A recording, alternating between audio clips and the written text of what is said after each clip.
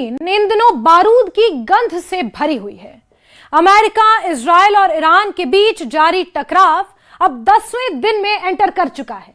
जंग की आग हर गुजरते दिन के साथ धधकती जा रही है, भड़कती जा रही है। अब तक इस संघर्ष में 1700 से ज्यादा लोगों की मौतें हो चुकी हैं, जबकि हजारों लोग जख्मी बताए जा रहे हैं। ईरान और इजराइल एक दूसरे के सैन्य ठिकानों के साथ साथ सिविलियन इलाकों को भी निशाना बना रहे हैं, जिससे आम लोगों की जिंदगी सबसे ज्यादा प्रभावित हो रही है। उधर इजराइल ने लेबनान में भी मोर्चा खोल दिया है और वहां ईरान समर्थक संगठन हिजबुल्लाह के ठिकानों पर लगातार हमले किए जा रहे हैं। जंग कब थमेगी, इसके बारे में अभी कुछ भी नहीं कहा जा सकता, क्योंकि हर नए दिन के साथ नए धमाके सुनाई दे रहे हैं। आसमान में धुएं का गुबार नजर आ रहा है, चारों ओर बस तबाही की तस्वीरें नजर आ रही हैं।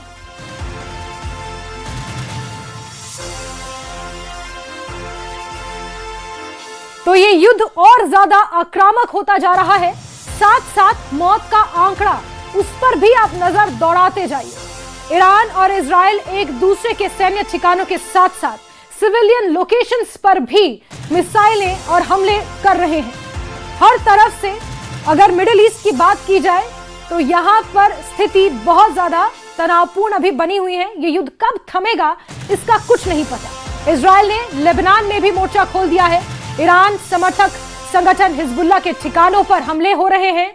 ये जंग कब तक थमेगी, इसके बारे में अभी कुछ भी नहीं कहा जा सकता है, क्योंकि हर नए दिन के साथ नए धमाके सुनाई दे रहे हैं, नई चेतावनियां सुनाई दे रही हैं, नई धमकियां सुनाई दे रही हैं।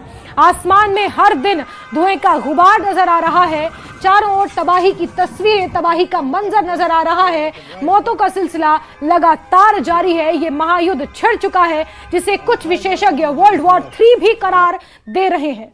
ऐसे में लगातार धमकियों का सिलसिला, खुली चेतावनियों का सिलसिला भी लगातार जारी है। ईरान ने जहां अपने नए सुप्रीम लीडर के नाम की घोषणा कर दी है, तो वहीं पोटस की तरफ से भी ये कहा जा चुका है कि उनकी परमिशन के बिना ज्यादा दिन तक नहीं टिक पाएगा। और ऐसे में पूरा मिडिल ईस्ट युद्ध की आग में जल रहा है, धधक रहा है। मौतों का आंकड़ा लगातार बढ़ता जा रहा है। लेबनान में 120 मौतें अभी तक हो चुकी हैं, कुवैत में 8 मौतें। तेल की कीमतें लगातार बढ़ती जा रही हैं, क्रूड ऑयल की कीमतें लगातार बढ़ती जा रही हैं। स्ट्रेट ऑफ हॉर्मुज पर खतरा लगातार मंडरा रहा है। यही कारण है कि बहुत सारे देश जो तेल का निर्यात करते हैं, तेल का आयात करते हैं, उन्होंने अपने इस ट्रांसपोर्टेशन पर एक तरह से कर्टेलमेंट लगा दी है, यानी कि धीरे धीरे अपने इस आयात निर्यात को उन्होंने कंट्रोल करने की कोशिश की है।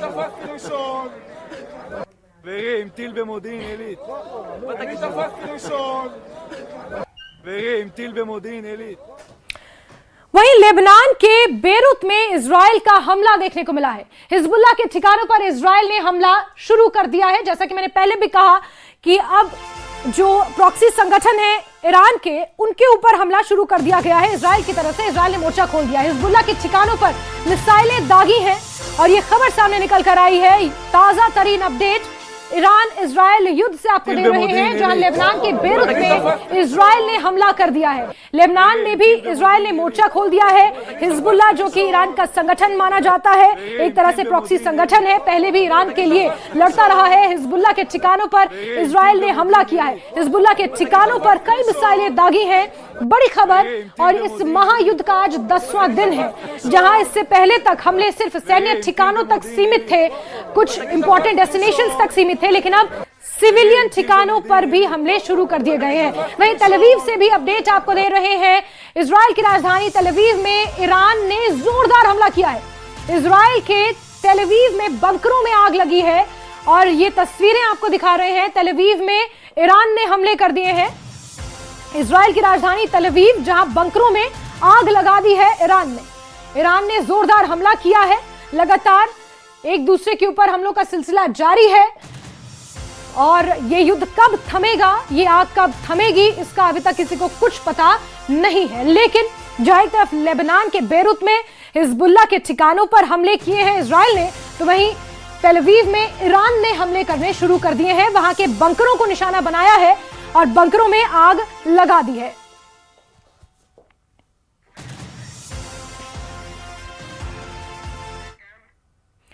इजराइल के वॉर जोन से इकलौते भारतीय चैनल न्यूज 18 की सबसे सटीक रिपोर्टिंग लगातार जारी है। युद्ध के बीच इजराइल में क्या हालात हैं, वॉर जोन से हमारी ये खास ग्राउंड रिपोर्ट देखिए।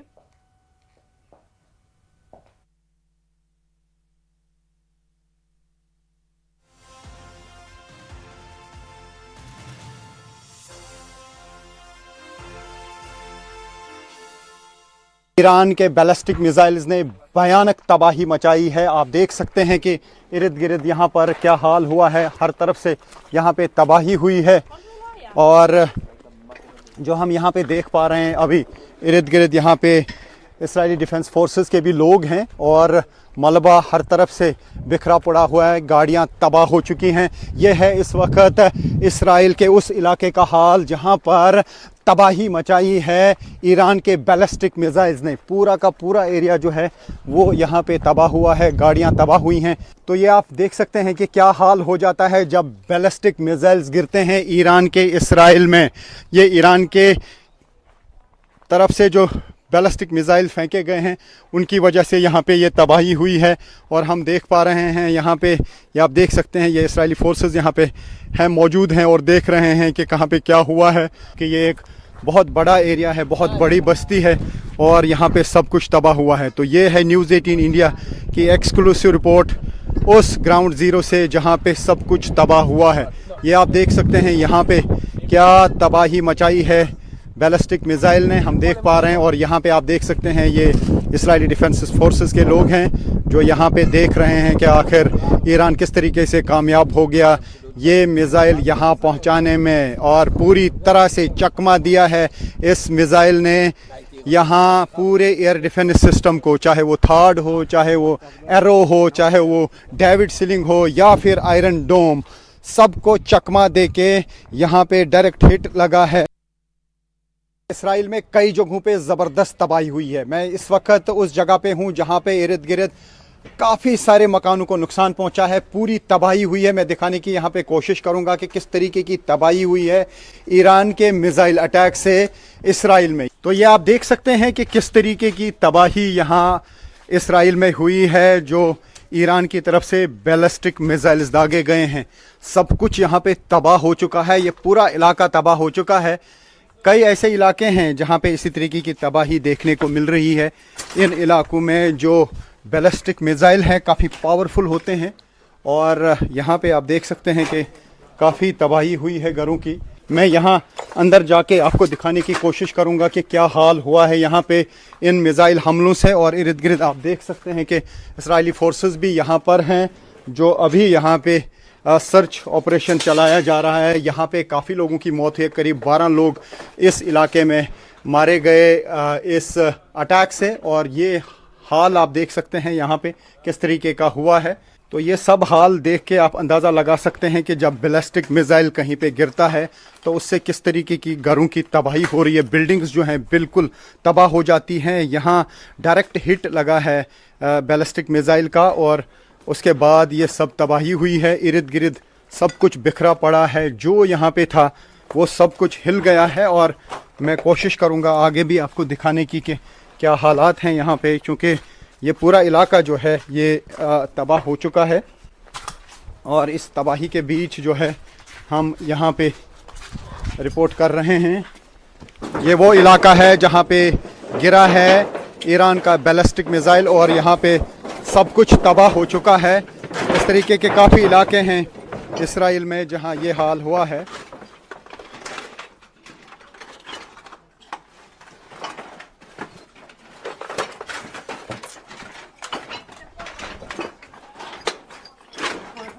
तो ये आप देख सकते हैं कि लगातार जो है युद्ध जारी है ईरान और इसराइल के दरमियान, और ईरान की तरफ से लगातार अटैक्स किए जा रहे हैं, जबकि इसराइली फोर्सेस भी लगातार ईरान पे अटैक कर रहे हैं।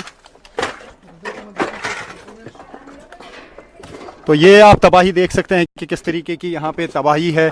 और यहाँ पे आप देख सकते हैं कि इस्राइल डिफेंस फोर्सेस के लोग भी हैं जो यहाँ पे इस वक्त इर्द गिर्द घूम रहे हैं। हम इस वक्त उस जगह पर हैं जहाँ पर बैलिस्टिक मिसाइल ने तबाही की है। ईरान की तरफ से बैलिस्टिक मिसाइल दागा गया है, ईरान की तरफ से लगातार हमले किए जा रहे हैं और इस्राएली फोर्सेस और यूएस फोर्सेस भी लगातार जो है अटैक्स कर रहे हैं ईरान पर।